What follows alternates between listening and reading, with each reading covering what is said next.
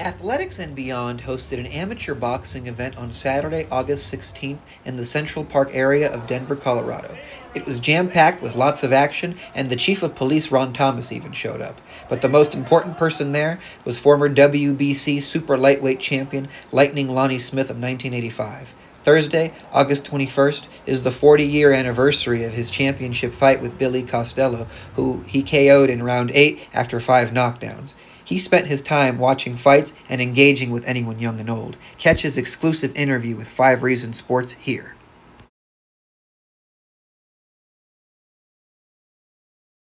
This Thursday coming up is August 21st, the 40th anniversary of your fight with Billy Costello. What was camp like? Camp was, the camp that I had was real intense because I had guys that were top contenders that fought the best fighters in the world, like Muhammad Ali, like Larry Holmes. I had people like that that was guiding me and helping me to get to the top. How much did you study Costello for that fight? I didn't really study Costello at all. What it was that I went to New York City, and at Gleason's gym where he was training at, his trainer, was it Lou Du? What was his name? I can't think of his trainer's name.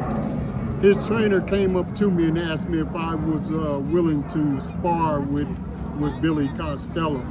And I told him, you need to ask Billy Costello if he want to spar with me.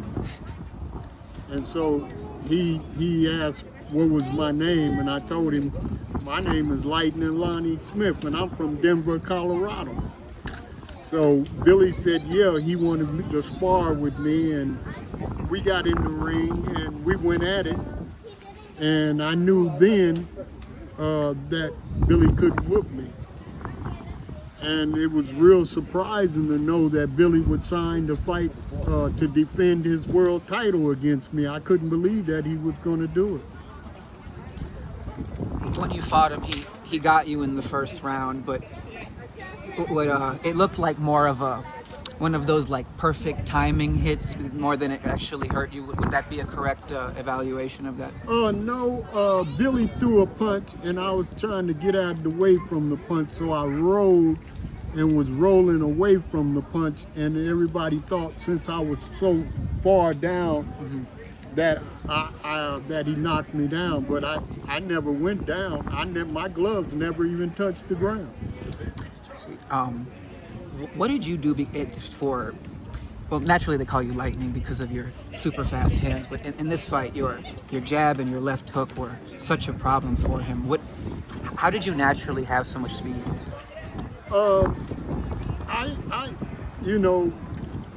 When I knew that I was pretty fast is when I was in the ring with Muhammad Ali. Right. And Ali had a fast jab, and he showed me basically how to throw my jab and how to snap it. So once I started learning how to snap that jab and throw that right hand, I figured that once Ali showed me how to do it, that hardly no one can get away from my jab. What was, taking that into account, was there something up with his defense that, loosened up, or was it primarily your speed? Well, what it was, since me and Billy Costello sparred before he was world champion, I knew when he signed to fight me, that was the wrongest thing for him to do, because I was more hungrier then than anything, because I wanted to be a world champion. And so Billy's defense, I knew that if I feinted him, he gonna move out of position. So when he moved out of, I feinted him the first time to see him move out of position. And when I seen what way he would move when I got ready to feint him, then I would set him up to hit him with power shots.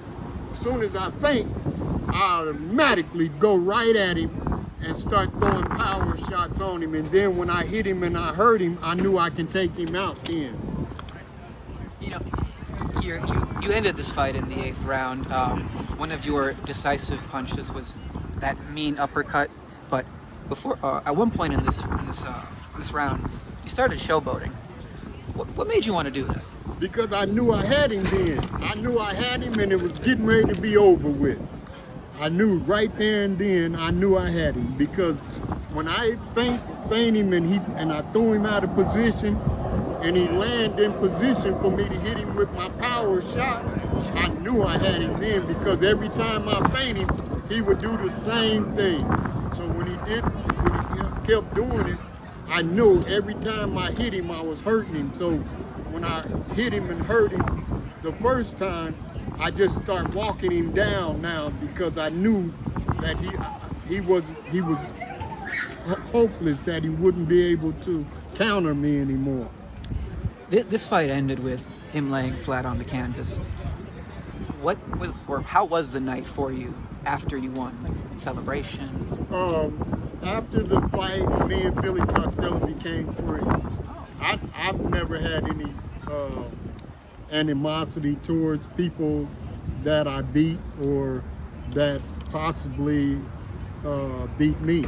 Right. I've never had no animosity, because I know this is just a sport, and may the best man win. Now, your next fight, if I recall reading correctly, you had a hand injury for your first title defense. Yes. Why accept the fight under such conditions? Because I took money under the table, and I knew that I had to make sure that that the fight was going to go, so that it wouldn't get canceled, and then the mobsters want to get at me. See that nerve? I tore the nerve 10 days before the fight. Oh my goodness.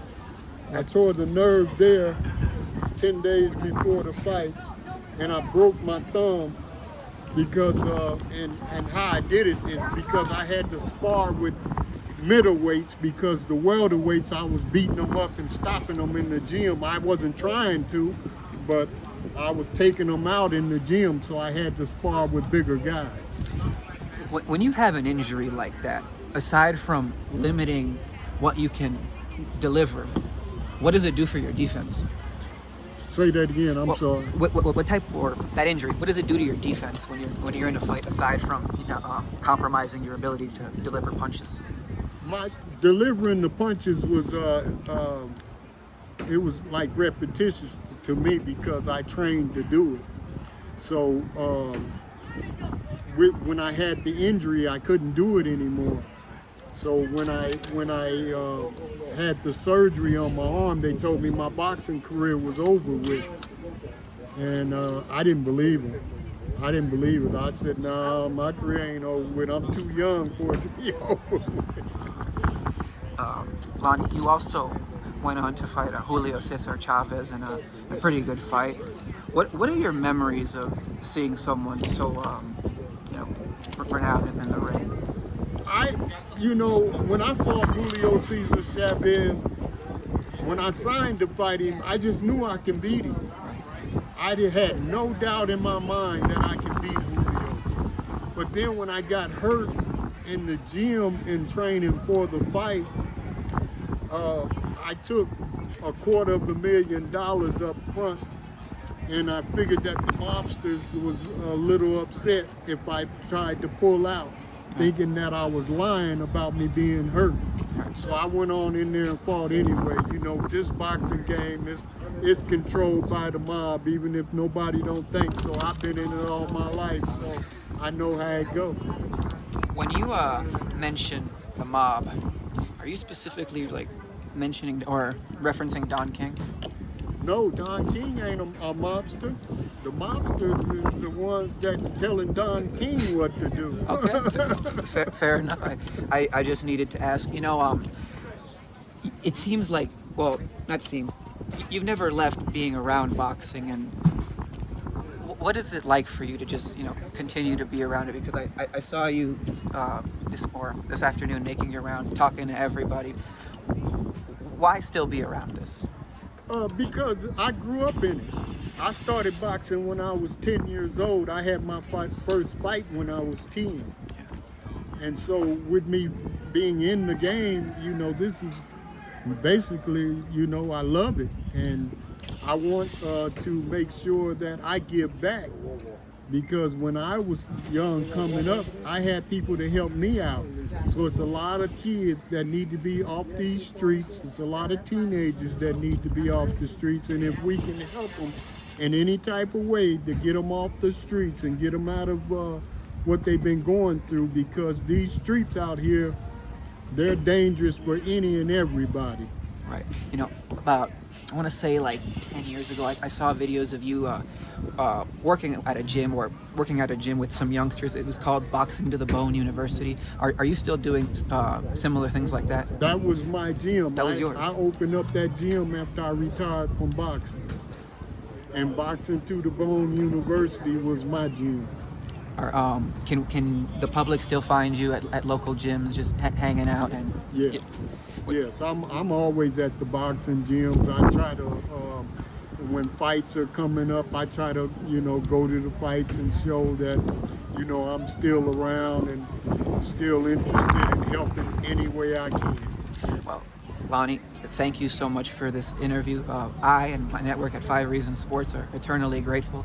Lightning Lonnie Smith, everyone. Thank you so much. Thank you, good brother. Thank you. God bless you, and take care of yourself, and y'all just know one thing: you got to be in it to win it. Beautiful. Thank you.